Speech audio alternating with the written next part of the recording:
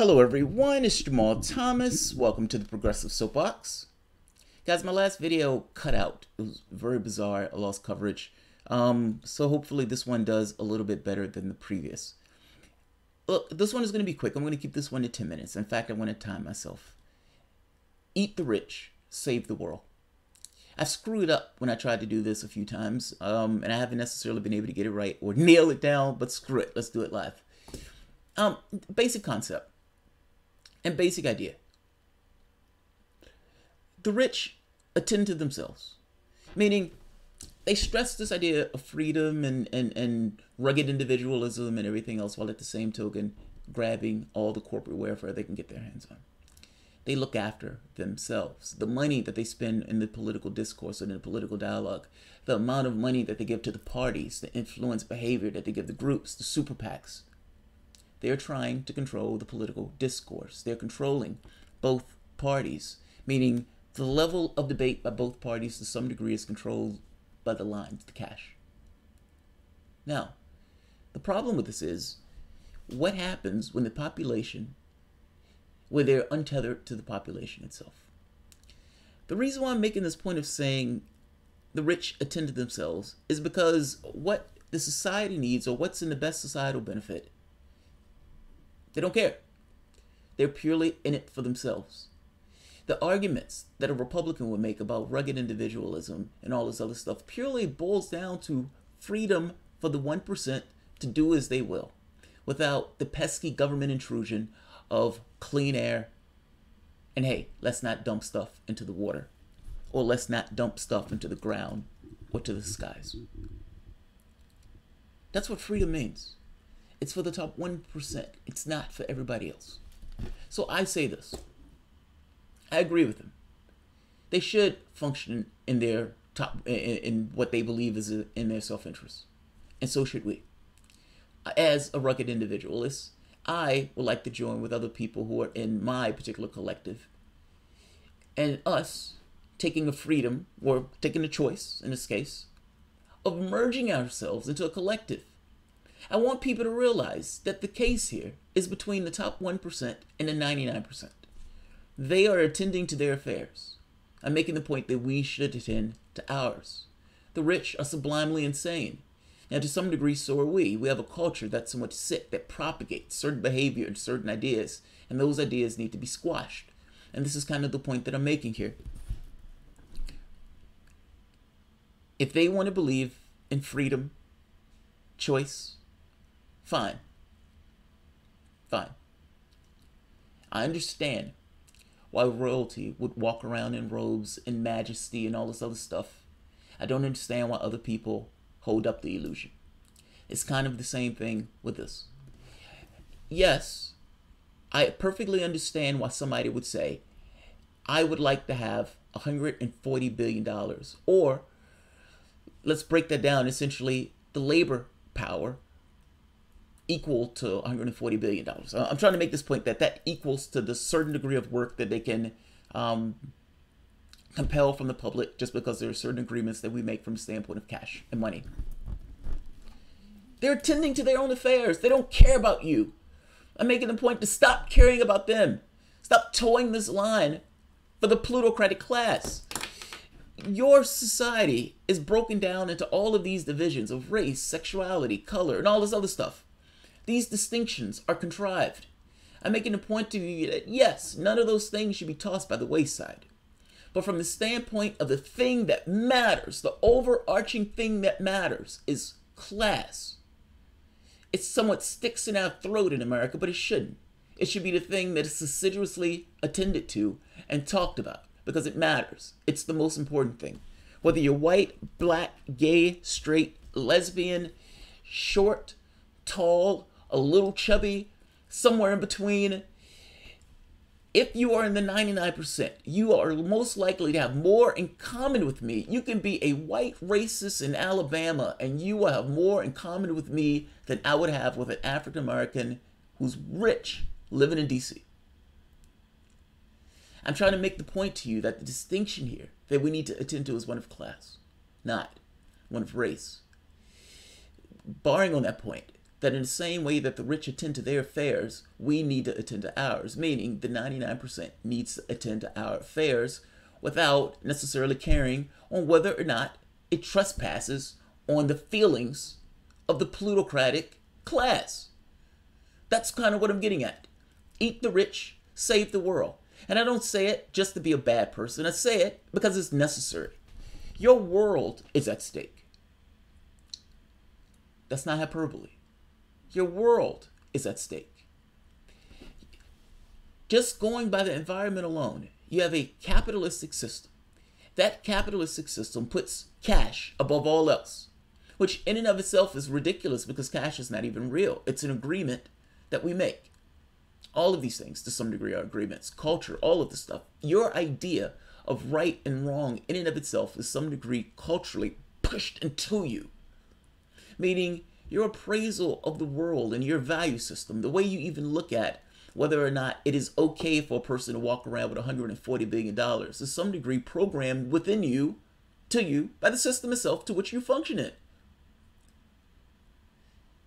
I would put forth to you that a person having $140 billion while somebody else is sleeping on the street is a system that doesn't work.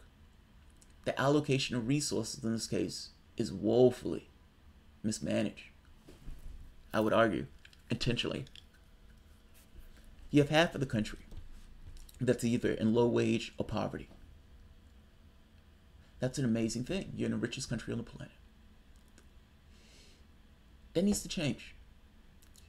Now, the point that I'm getting here is that beyond the poverty part, just going by the environment alone, your world is at stake. There's a bomb on a bus. There's an asteroid that's about to hit the planet. Do you know it's at the point where the jet stream is shutting down? That is amazing.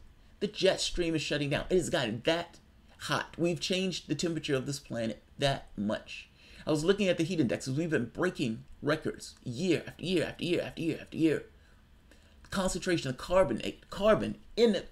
They did experiments where they found that the carbon in the atmosphere has been pushing down the nutritional density of our foods, meaning our foods are getting less nutritious because, again, the carbon that we're pumping into the atmosphere. The things that we're doing on this planet are having adverse consequences to the habitable space to which we live and to which we exist. If your model of the world is destroying the world to which we live, then your model of the world is wrong. You can make this case that yes, there is no point. So if we blink out of existence, it doesn't necessarily matter. But I would say it matters to the people who are on this planet who have lives. And I would argue that if you have any particular system that allows us to blink out, you've failed. You have a capitalistic system that for the most part doesn't take the environment as a real thing almost. It takes it as something to be exploited and to be used, not necessarily somewhere to which we live. And they are perfectly willing to push stuff into the air, or push stuff into the water, to essentially externalize costs that they would otherwise have to take. Take animal agriculture. That by itself is one of the lead drivers of climate change. Now, people don't necessarily talk about animal agriculture as being one of the drivers, but it is just as much of a driver, if not more, than the cars and the automotive and the factory processes and the oil and gas production. What I'm trying to get here is you have private enterprise, private actors, individuals who are hell-bent on making as much profit as they possibly can. I'm going to get as much money as I can get my hands on. I'm going to be Scrooge McDuck swimming in coins. That's what they try to be. That's what they want to be. That's what they ascribe to be. That's their highest value and their highest virtue. That stuff isn't even real. But that's their highest virtue. And the cost of that is just the planet. We allow private actors to do things that may destabilize the habitable space for all of us. That by itself should be a fail. But let's take it to the standpoint of us as individuals. Us, as human beings living in this particular system, there is enough wealth to get rid of poverty 7 times over. That is an amazing thing. You were raised in this system. You took on the virtues, the culture, and all that stuff. There are certain things that you pushed away from you. There were certain things that you accepted. But ultimately, you were born and raised in a span of time. And within that span of time, you started to accept a certain normality that you get adjusted to that particular normality. You consider this to be normal. And there are certain ideas that you fight for. There are certain ideas that people even die for. But ultimately, those things are not really real. Now, action and consequence is real. But I'm saying the ideas, the cultural overlays that people overlay for themselves, that gives themselves reasons to go and die and kill, they're not real. I'm making a point here that in the same way that royalty is not real and to some degree unnecessary, that's not that much different from the same thing of this kind of non-royalty royalty that we have here from the standpoint of cash. An economic system that you were born into, that your society has told you was perfectly okay and perfectly just and perfectly right, has allocated billions to some and relegated others to living on the street. They don't have to live on the street because they need to. We have the resources. We have the capacity to do it. We just don't do it. The market system doesn't allocate those things to make sure that takes place. What you give up in this is a society. I'm making the point to you that even if you're a little bit further on a spectrum to the right than I am, can we at the very least agree that who's in there now, the government is corrupt. And that corruption has allowed $20 trillion in debt. A lot of that has been corporate welfare. A lot of that has been wasted on wars and us killing people abroad and across the seas. Can we agree that there needs to be a change? And can we agree that on that change, there are certain issues that we agree on, as in not to have these foreign wars, and as in the focus on the items from the standpoint of the domestic front? There are going to be things that we fight on, but at the very least, I'm trying to make this point that there is more agreement from the standpoint of the anti-establishment left, anti-establishment right, and the independents than there are on the wings. If you get over the identity issues, you can have a new fulcrum in politics. If you really want to get stuff done, you can have a new fulcrum in politics. The numbers are there. The numbers are there. The issue is class. The issue is not race. The issue is not identity. The issue is class. Identity needs to be fought for. I agree. I agree. But what's emphasized in this case needs to be class. Eat the rich, save the world, and I mean that in the literal terms of saving the world. And one more point. The idea of somebody being willing to put a decimal point in place of somebody else's human suffering is sad. And this is kind of the point that I'm trying to get at. They don't care about you. The reason that you're okay with this system is purely because you were raised and brought up in the system. If you were raised and brought up in Soviet Russia, you would think that that system was perfectly okay. If you were raised in some other country, you would be raised in the culture of that particular country and everything else. As you get older, you may find yourself deviations and everything else, but ultimately, the mainstay will protect and fight and die for that particular system, either as cops or as military or as people of that particular society, a part of the power base that allows the structure to maintain itself. That is the only reason that you support this. Nobody in their right mind would allocate 95% of the wealth to the top 1% as Obama did, and Trump is going to beat that number. I'm trying to make the point to you that if you're a Trump supporter, the idea that you're giving that much wealth to the top 1%, that's insane. That's all. A system that would allow that is insane. A system would allow that is insane.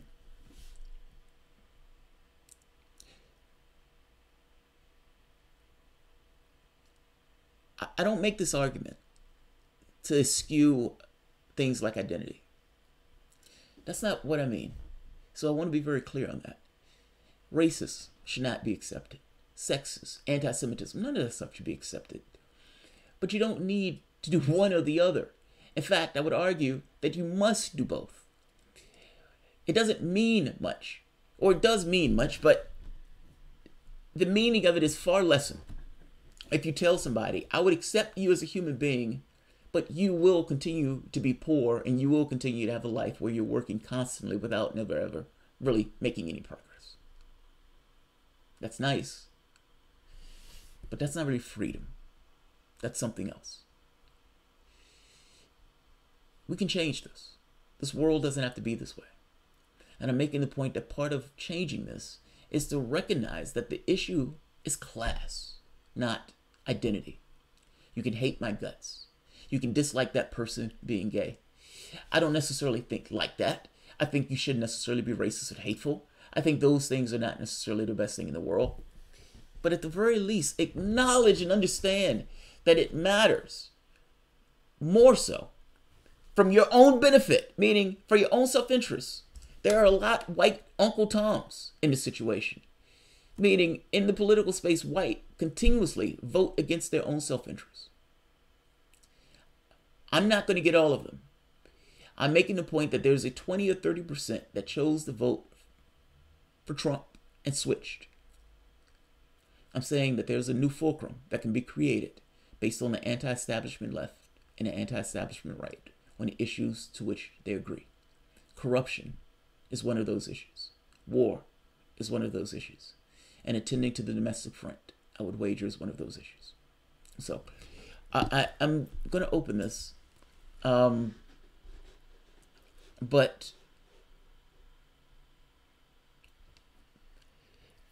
look, for the political space to change, something needs to take place that's different. I think the thing that I've seen that has taken place that's different is that you've had a breakdown of the political order.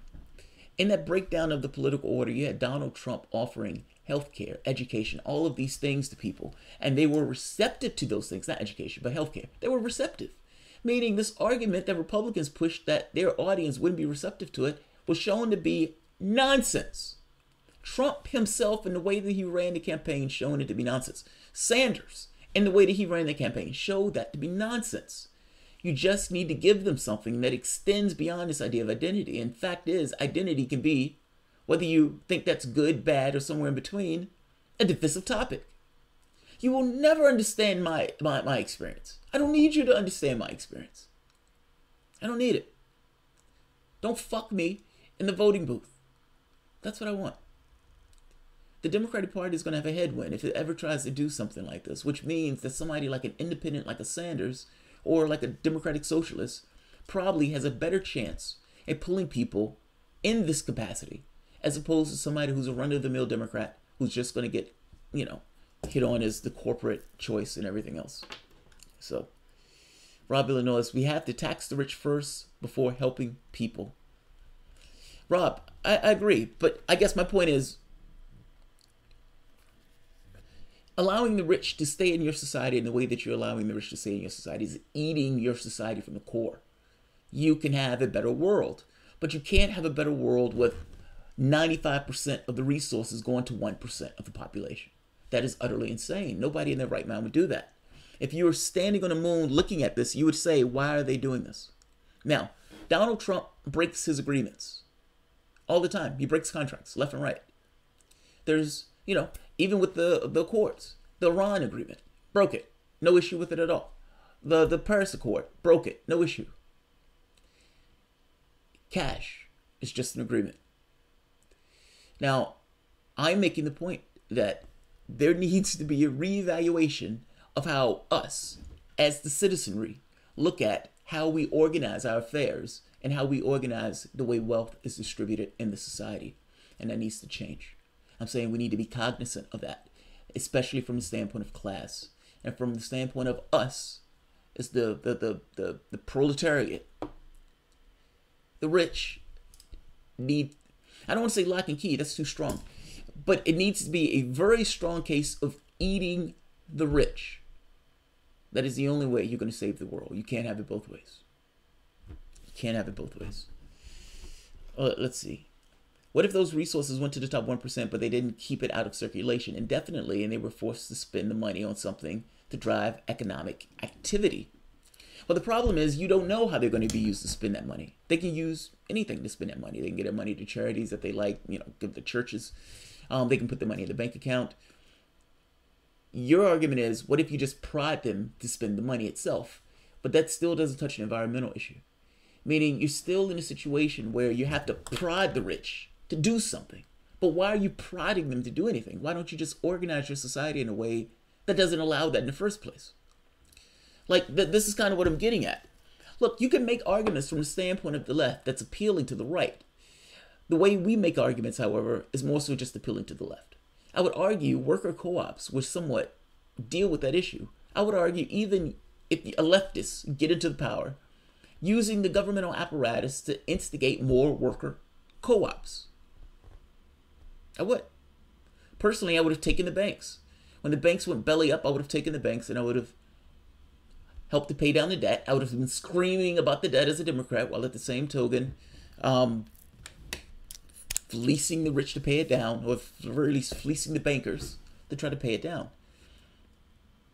Look, my point in this is that if you really want to get anything done and accomplished in this country, you can organize your society however you want to organize your society. You need a majority to do so, however.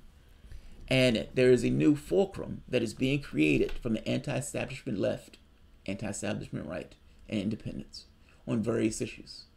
The independents and the anti-establishment left, I'd argue, by itself may create a certain party picture.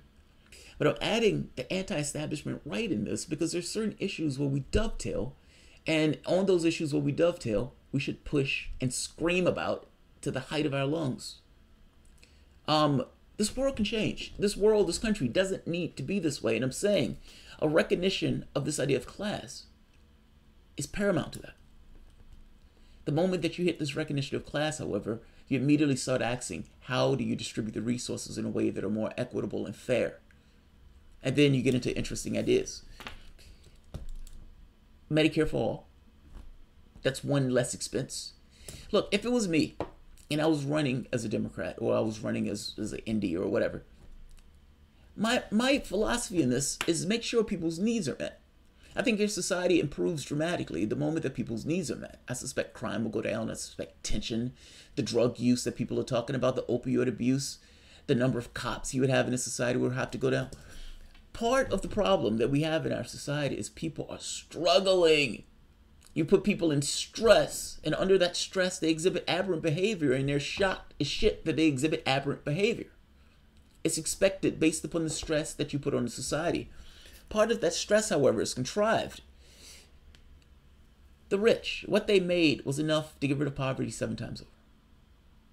7 times over. All right, I don't want to keep this one overly long, and this one has gone way too long as is. Eat the rich, save the world. You have a bomb on the bus. There's an asteroid that's about to hit the planet. And just based on society itself, economics, you're $20 trillion in debt with nothing to show for that money. Don't look at the world purely from the standpoint of your cultural lens. If you were stuck on the moon looking at the planet, 95% of the wealth going to the top 1%. Whether you're a Republican or Democrat, do you think that's okay? Do you think that's right? And do you think it should change? And let's start there. So I'll end it here. Not to mention income inequality is ballooning in this country. So I'll end it here. I have more. So I'll see you guys in like 10, 15 minutes. I wanted to get this one out the way because I've been thinking about it for God knows how long. I don't like this particular video, so I may nix this video. I'll look at it after to see if it makes my point, but you can't have it both ways. You can't have it both ways. You can make people's lives materially better. Us, as a collective, making the decision that yes, we're going to supply health care to each other. We can do that. It's our choice. We're going to make sure people have a job if they want a job. Yes, that's our choice. We can do that. If people want to go to school, yes, that's our choice. I'm making a point that we can make people's lives materially better. And in doing so, cut down on the stress and angst of being a human being in the society. It's doable. Cut the military budget in half and use the other half for those items. Problem solved. Even with cutting the military budget in half, we're still twice as much as China. But you can't do both. You can't do both. Deal with people's needs, and those people would always back you in politics, in a political sphere. So I'll end it here. Yeah, this has gone too long, and I don't necessarily know if it made my point, but I'll end it. Robert knows, Jamal knows about MMT, but he sometimes goes to the mainstream sound bites. Yeah, look, Rob, I understand the MMT stuff. I use the lens that I need to use to make the argument I need to make. Period. I don't necessarily need to be stuck with anything. There are times where you hear me make a socialist argument. You may hear me make a communist argument. There may be times you hear me make a capitalist argument. Depends on what I'm arguing. In this case, yes, Congress has the capacity to do all sorts of things from the standpoint of the debt. They can make the Federal Reserve pay down the debt if they wanted to make the Federal Reserve pay down the debt. The public doesn't know that. The public doesn't understand. If the Republican Party cares so much about the debt, fine, let's talk about the debt. Maybe we need to raise taxes on the top 1% to pay down the debt. I'm okay with having that particular conversation. Now, that being said, does that in any way stop me from going with healthcare and education? Fuck, no. I can make both arguments. They're not mutually exclusive. They're not mutually exclusive. We can cut it by more than half. Yes, but fuck it. I'm just going with half. I'll be a moderate. I'll go with half. I just go with half. My basic point is, it doesn't have to be this way. Do you know how aggravating it is to look at the world and you realize it doesn't have to be this way? It doesn't have to be this way. It's like, yeah, it doesn't have to be this way. It's just aggravating. It really doesn't. We have the complete capability of making sure people have access to the things that they need. We're beyond this thing of scarcity at this point. Scarcity is a forced choice, and it's done so in order to maximize profits of others. That's fucked up, but it's true. That's fucked up, but it's true. I'm saying that needs to change. Until that changes, your world is going to be mired in chaos, because people understand that there is a distinction between the rich and the poor, and that distinction is somewhat contrived. Somewhat contrived. All right, I'm going to end this because I have another video I want to do after this, and like I said, I don't particularly like this video. But thank you all for joining me. Either way, and I'll see you guys shortly. Thanks, everyone.